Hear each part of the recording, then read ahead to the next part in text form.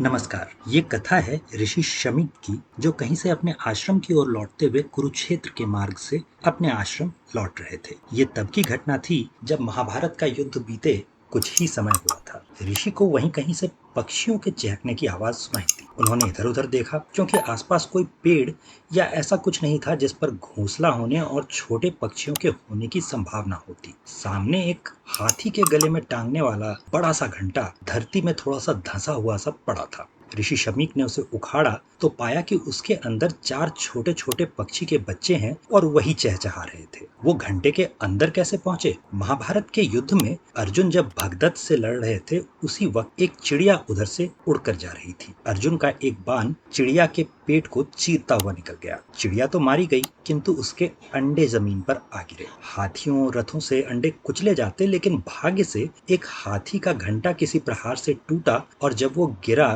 तो अंडों को ढकता हुआ भूमि में थोड़ा धंस गया। धातु धूप में गर्म होती तो अंडों को भी गर्मी मिल जाती। इस तरह अंडे फूटे और उसमें से चिड़िया के बच्चे निकल आए थे। ऋषि पक्षी शावकों को अपने साथ ले गए और शिष्यों से उनकी देखभाल करने को कहा। उनका मानना था कि संसार में दैव का इतना अनुकूल होना पूर्व जन्म के किन्हीं पुण्यों का फल होगा। उन पक्षियों को कोई पुण्यात्मा मानते हुए उनके छात्र आश्रम में उनकी देखभाल करने लगे। इन पक्षियों के पूर्व जन्म की कथा भी उतनी ही विचित्र है। ये किसी तपस्वी की संतान थे, जिनकी परीक्षा लेने इंद्र एक वृद्ध पक्षी का रूप धारण करके आए। उन्होंने तपस्वी से कहा कि उन्हें भूख लगी है। जब तपस्वी ने पक्षी को भोजन देना स्वीकार कर लिया, तब पक्षी ने कहा उसे तो मानव मांस प्रिय है। अब तपस्वी ने अपने चारों पुत्रों को बुलाकर अपने मांस से पक्षी को तृप्त करने कहा। जब चारों ऐसे कठिन कार्य को करने को तैयार नहीं हुए, तो तपस्वी ने अपने पुत्रों को अगले जन्म में पक्षी हो जाने का श्राप दे डाला और स्वयं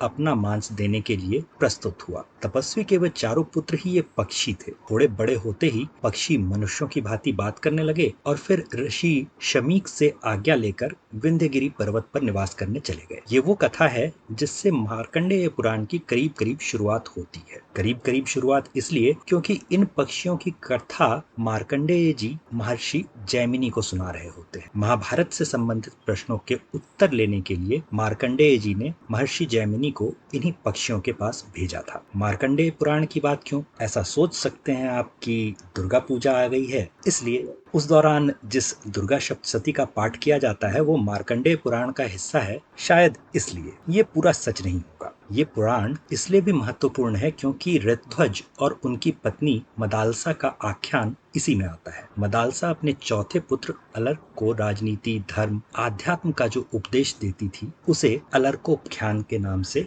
जाना जाता है। जो पहली लोरी थी वो भी संभवतः संस्कृत की ही रही होगी। मदालसा का ये भाग स्त्री को देवी मत बनाओ, स्त्री को स्त्री ही रहने दो वाले तथाकथित नैरेटिव को भी तोड़ देता है। सामान्य स्थिति में वो कैसे गुरु भी होती है, या कह लीजिए कि पहली गुरु स्त्री ही होगी क्योंकि माँ ही बच्चों को सब कुछ सिखाती है।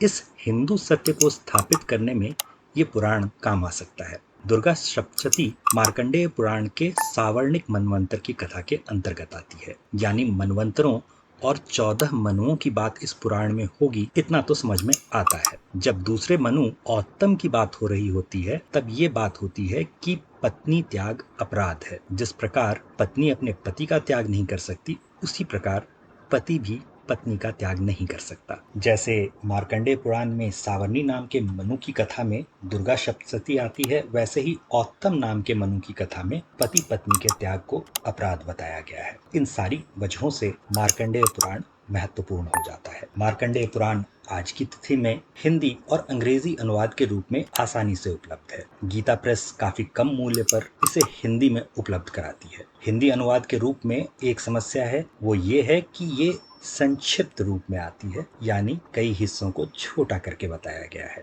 जबकि अगर आप अंग्रेजी अनुवाद देखें तो इसे हाल में ही महाभारत के अनुवाद के लिए विख्यात श्री विवेक देब रॉय ने अनुवाद किया है। आप चाहें तो हिंदी या अंग्रेजी में मार्कंडेय पुराण पढ़ सकते हैं। दुर्गा सप्तशती जिस मार्कंडेय पुराण में आती है, उस मार्कंडेय पुराण को पूरा पढ़ लेने की इच्छा हो सकता है कुछ लोगों के मन में दुर्गा पूजा के दौरान जागे। उम्मीद है ये जानकारी ऐसे सभी लोगों के काम आएगी। धन्यवाद।